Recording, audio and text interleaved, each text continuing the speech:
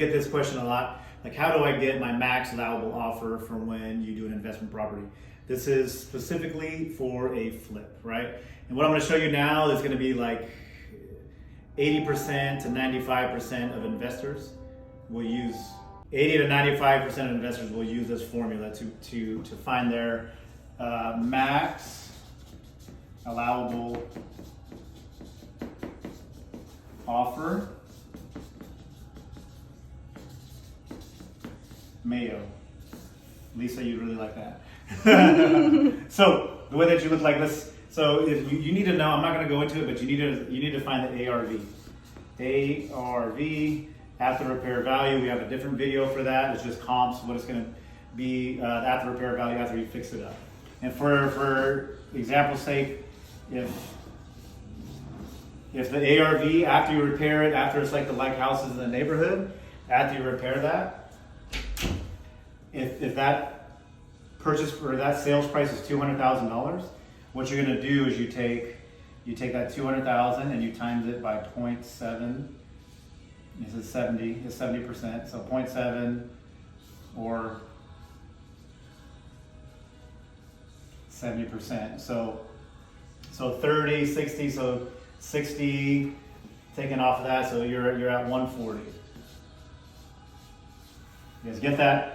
The way that I get this 140 is 30%, which is the opposite, right? Times it by 0.7 or 70%, it'll get 140. Mm-hmm. So that's kind of your basis right there, right? And then off that 140, you're gonna minus rehab. And if you know rehab is gonna be 40 grand,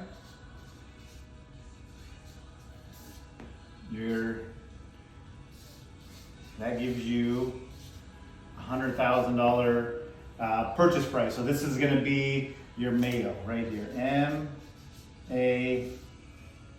Max Allowable Offer. All right. So the house is worth 200. You times it by 70%. 70% of 200 is 140. And out of that 140, you minus your rehab. And then after you minus your rehab, that's where you get your Max Allowable Offer. Easy enough? Pretty self-explanatory? Yeah. Now, if you want to go another step, some other investors do this. They put their holding, they minus their holding costs too. So if your holding cost is going to be another 10 grand, all right, your max allowable offer is now 90.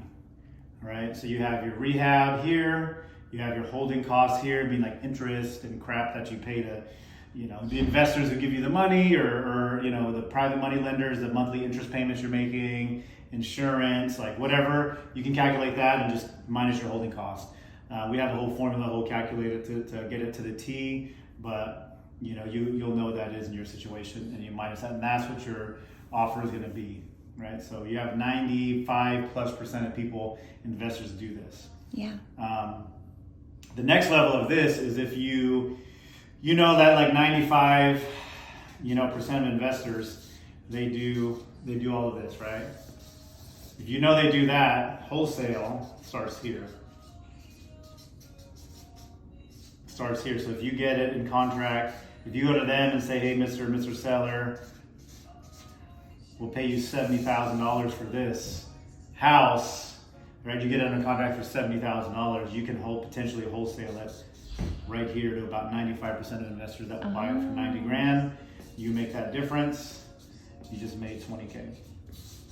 Boom. A lot less work too. Yep, a lot less work, a lot less everything else. Mm-hmm. You make that money, and that's what wholesale is. So if you going into something, you understand what the MAO is, ARV is, and then where your MAO is, your max allowable offer, and then if you get it any lower, you can wholesale it or just flip it and just make that difference in the money. Sweet. Easy enough.